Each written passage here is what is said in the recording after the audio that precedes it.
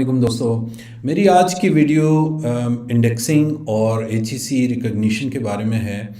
बहुत सारे journals recently HEC ने रिकग्नाइज किए हैं इन वाई कैटेगरी, तो उसकी वजह से बहुत सारे दोस्त अहबाब जो हैं वो काफ़ी उन्हें इंकरेजमेंट मिली है, बहुत अच्छा फील किया उन्होंने।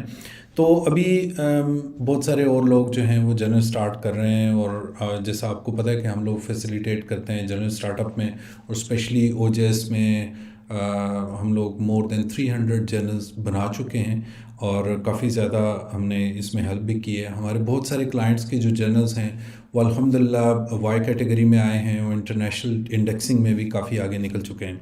तो मेरी जो आज की वीडियो में थोड़ी सी गुजारिशात करना चाहूँगा कि अगर आप एम कर रहे हैं इंटरनेशनल रिकग्निशन को, इंडेक्सिंग को, अच्छी इंडेक्सिंग सर्विसेज को, जैसे स्कोपस हो गया, वेब ऑफ साइंस हो गया, इवन डॉज हो गया, DOAG जो है, आपको डे वन से, इवन HEC हो गया, डे वन से उन चीज़ों का ख्याल रखना होगा। किन चीज़ों का ख्याल रखना होगा, मैं वन बाय वन जाता हूँ। जो सबसे इम्पॉर्टेंट चीज़ है वो आपकी एक्सेप्टेंस है, जो आप पेपर एक्सेप्ट करते हैं उसकी क्वालिटी है। आप चूँकि जब बहुत सारे हजरात हैं जो वाई कैटेगरी में आने के बाद थोड़ा सा अपनी पिछली रिकवरी करते हैं, क्योंकि बहुत सारा खर्चा कर चुके होते हैं, तो मेरी उनसे स्पेशली गुजारिश है कि जब आप पेपर एक्सेप्ट करें, जब आप वाई कैटेगरी में आके पेपर एक्सेप्ट करें, तो सिर्फ पैसे के लिए ना करें, आप उसकी क्वालिटी को भी इंश्योर करें।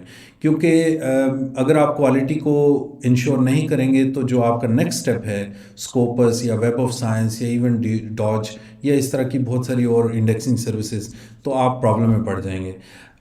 सबसे पहली चीज़ यही है कि आप क्वालिटी इंश्योर लाजमी करें। बेशक आप कम पेपर्स पब्लिश करें, कम पैसे बना लें अभी, लेकिन आपका जो बिगर गोल है, जो बड़ी पिक्चर है, उसको देखें, ज़रा अपने जहन में बनाएं, और उसके लिए अपने आप को बिल्कुल स्ट्रिक्ट रखें।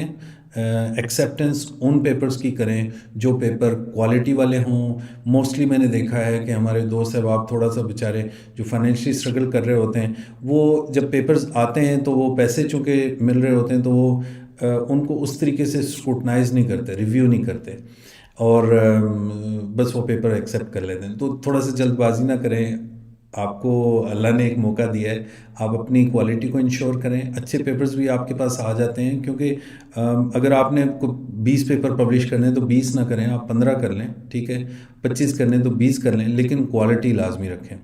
अच्छा, जो सेकंड चीज़ है वो रिव्यू प्रोसेस है। रिव्यू प्रोसेस जो है वो आपने बहुत ज़्यादा अच्छे तरीके से उसको मेंटेन करना है।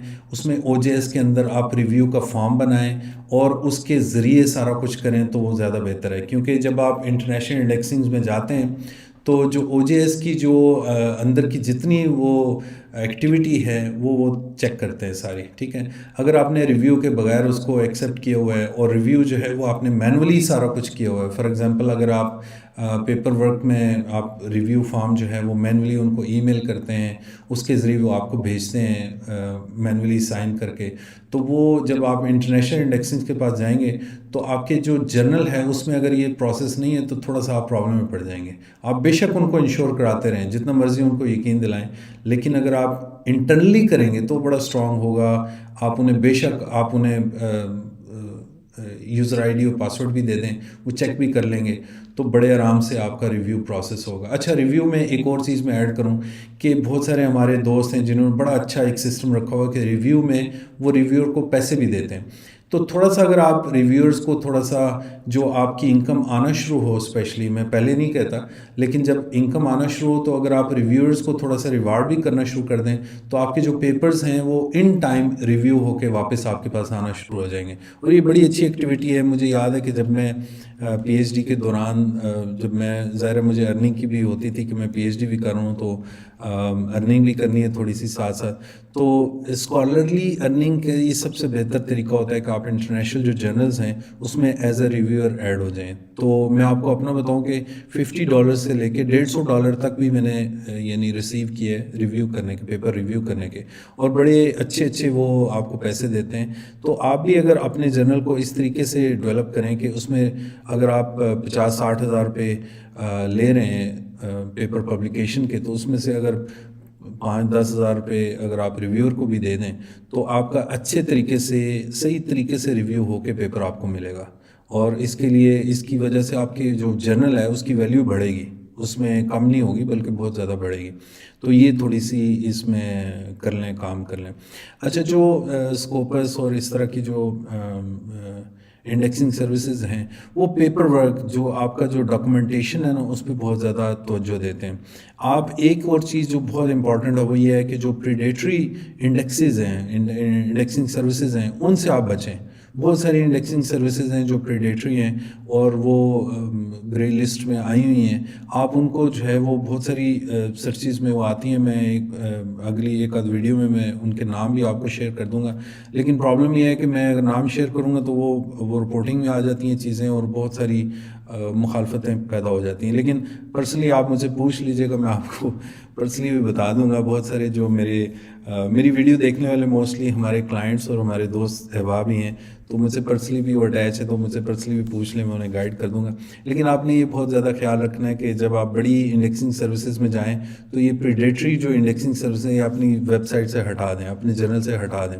اگر ان میں آپ رجسٹرڈ ہو بھی چکے ہیں، چلیں مسٹیکنلی آپ چلے بھی گئے اور ادھر سے آپ اپنا نام ریموو نہیں بھی کر پاتے، تو کم از کم ایک چیز سے آپ بچ سکتے ہیں کہ آپ اپنی جو مین پیج ہے اس میں آپ اس کا ذکر تک نہ کریں.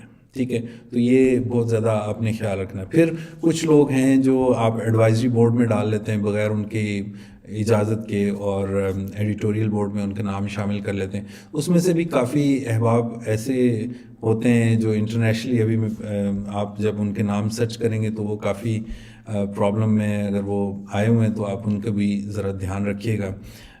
پروفیسر حضرات ایسے ہیں جو کہ بہت زیادہ مارکیٹ میں ان کا نام خراب ہے، تو ایسے حضرات سے آپ نے بچنا ہے. ان کا نام اپنے جرنل میں کسی بھی لیول پہ آپ نے وہ نہیں استعمال کرنا.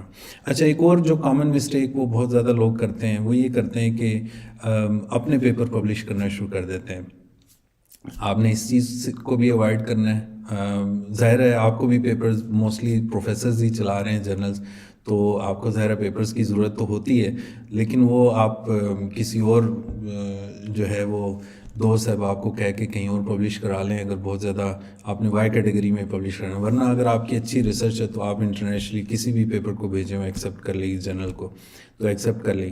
تو آپ نے کوشش یہ کرنا ہے کہ جو ایڈیٹوریل بورڈ ہے یا ایڈوائزری بورڈ ہے اس میں جو جن لوگوں کے نام ہیں ان کے پیپرز نہ پبلش کیجیے گا. یہ میری طرف سے آپ کو ایک گزارش ہے اور ایڈوائس بھی ہے کہ آپ ایسا کریں گے تو آپ کو کانفلکٹ میں انٹرسٹ آ جائے گا اور آپ کو پتہ بھی نہیں چلے گا کہ کسی انڈیکسنگ سروسز نے آپ کے وہ جو کام ہے اس کو ریجیکٹ کیوں کیا ہے. سم ٹائمز وہ اتنی نیٹی گریٹی چیزوں کو دیکھتے ہیں اور وہ اس کو یعنی وہ بیان بھی نہیں کرتے کہ یہ وجہ ہے کہ ہم نے آپ کو جو ہے وہ ریجیکٹ کر دیا ہے. اور ڈاج اور اسکوپس میں ریجیکشن کا یہ پرابلم ہے کہ اگر ایک آدھ دفعہ تو چلو آپ کو کر دیتے ہیں 6 مہینے کے لیے، لیکن جب آپ وہ ریپیٹیڈلی آپ دوبارہ کریں تو ہو سکتا ہے 2 سال کے لیے 3 سال کے لیے آپ کو کہیں جی کہ آپ ہمارے پاس 2 سال کے بعد آئیے گا، 3 سال کے بعد آئیے گا. تو یہ بڑا لمبا ایک ویٹنگ پیریڈ ہوتا ہے جس کو آپ بچا سکتے ہیں چھوٹی چھوٹی جو چیزیں ہیں ان کو اوائڈ کر کے. تو یہ چھوٹی چھوٹی چیزیں ہیں. پھر کچھ پالیسیز ہیں جو میرا اگلا اور میرا خیال ہے لمبی ہو جائے گی ویڈیو میں بہت زیادہ اگر آگے گیا تو پوائنٹ ہے پالیسیز کا. آپ جو پالیسیز ہیں ان کو انشور کریں ڈے 1 سے. آپ پالیسیز دیکھیں، اسکوپس کی پالیسی دیکھیں، آپ ڈاج کی پالیسی دیکھیں، اسی طرح ویب آف سائنس اور جو بڑی بڑی انڈیکسنگ سروسز ہیں ان کی پالیسیز دیکھیں، ایون HEC کی آپ پالیسی دیکھیں، اور اپنے جو پالیسیز کی ڈاکومنٹس ہیں وہ اپ ٹو ڈیٹ کر لیں ڈے 1 سے. آپ شروع سے ہی اپنی پالیسیز کو اگر اچھے لیول پہ لے کے جاتے ہیں، اچھی پالیسیز رکھتے ہیں اور اس کو انشور کرتے ہیں، اس پہ عمل بھی کرتے ہیں. یہ نہیں کہ پالیسی آپ نے لکھ دی لیکن اس پہ عمل نہیں کیا، تو یہ بھی ٹھیک نہیں ہوگا. آپ پالیسی بنائیں اور اس پہ عمل بھی کریں، تو یہ آپ کے لیے ڈے 1 سے اچھا ہوگا. اچھا، HEC کو بہت زیادہ لوگ مطلب پاکستان میں ہوتے ہوئے ظاہر ہے اس کی امپورٹنس اپنی جگہ ہے، لیکن اگر آپ HEC کو بھی رکھیں ذہن میں چلیں، لیکن اگر انٹرنیشنل جو مارکیٹ ہے اس کو بھی ٹیپ ان کریں تو وہ بہت بڑی مارکیٹ ہے. مطلب یہاں تو صرف پاکستان میں کتنے کچھ پیپرز آپ پبلش کر لیں گے. اگر آپ انٹرنیشنل مارکیٹ کو ذہن میں رکھتے ہوئے اور اس کے مطابق اپنی پالیسیز بنا لیں اور انٹرنیشنل مارکیٹ کو ٹارگٹ کریں تو بہت جلدی آپ کا جرنل آگے نکل جاتا ہے. اور اس میں آپ کو پھر یہ ہے کہ اگر آپ اسکوپس میں ڈائریکٹ چلے جاتے ہیں تو HEC تو ویسے ہی آپ کو ریکگنائز کر لے گا. ٹھیک ہے. تو اس میں آپ کا کوئی پرابلم نہیں ہے. تو آپ ڈے ون سے اچھی پالیسیز کے ساتھ, اچھی ایتھکس کے ساتھ, ریویورز کو پیسے دے کے اچھے ریویو لے کے اپنی جو اسکروٹنی ہے وہ اچھے طریقے سے کر کے اگر آپ کوالٹی پیپرز پبلش کرنا شروع کر دیں تو میرا خیال ہے کہ بڑے آرام سے آپ ڈاج کیا, اسکوپس کیا, آپ بڑی بڑی اور انڈیکسنگ سروسز ہیں جو اس کے بعد بھی آتی ہیں وہ اگر کریں تو آپ کو انٹرنیشنل جو کلائنٹس ہیں وہ آپ کو یعنی سینکڑوں ڈالر, ہزاروں ڈالرز میں بھی جنرل چارج کریں. ٹھیک ہے, 1000+ تو بے شمار جرنلز میں آپ کو بتا سکتا ہوں جو ہزار ڈالر سے کہیں اوپر چارج کرتے ہیں. وہ ایون میڈیکل کے تو اور ایون جو فزکس کے, کیمسٹری کے, بایو کے کچھ جرنلز ہیں جو 15-20 ہزار ڈالر چارج کرتے ہیں, اور آپ بھی اس لیول پہ جا سکتے ہیں. لیکن شرط یہی ہے کہ آپ کوالٹی مینٹین کریں شروع سے ہی, یعنی آپ کا کوئی پیپر ایسا نہ ہو جو کسی بھی لیول پہ نچلے درجے کا ہو. تو میرا خیال آج کے لیے اتنا ہی انف ہے. آپ یہ اگر چھوٹی چھوٹی چیزیں انشور ڈے ون سے کرنا شروع کریں تو آپ کو کوئی نہیں روک سکتا ان بڑی انڈیکسنگ سروسز میں جانے سے. ٹھیک ہے, اپنا خیال رکھیے گا. اللہ حافظ.